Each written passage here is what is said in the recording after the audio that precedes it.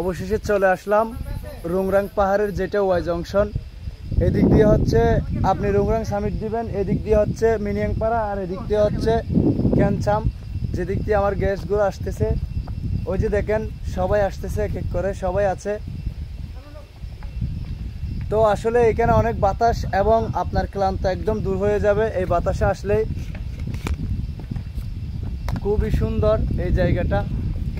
এই যে দেখেন ওনারা আসতেছে। আমরা হচ্ছে এখন ক্যামচমপাড়া থেকে আসতেছি।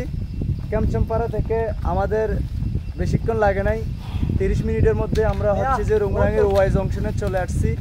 তো এক এক করে সবাই চলে আসছে, পিছনে আরো 2-1 জন রয়ে গেছে। এই দিক দিয়ে হচ্ছে আপনি রুংরাং সামিট করতে যাবেন এই রাস্তা দিয়ে। আর আপনার হচ্ছে যে এই রাস্তা দিয়ে হচ্ছে আপনি নিচে একটা পাড়া আছে মিনিয়াংপাড়া, ওই পাড়াতে যাবেন। ওই পাড়াতে গেলে আপনি সুন্দর একটা ভিউ পাবেন, বিকেলে সূর্য অস্ত্র পাবেন।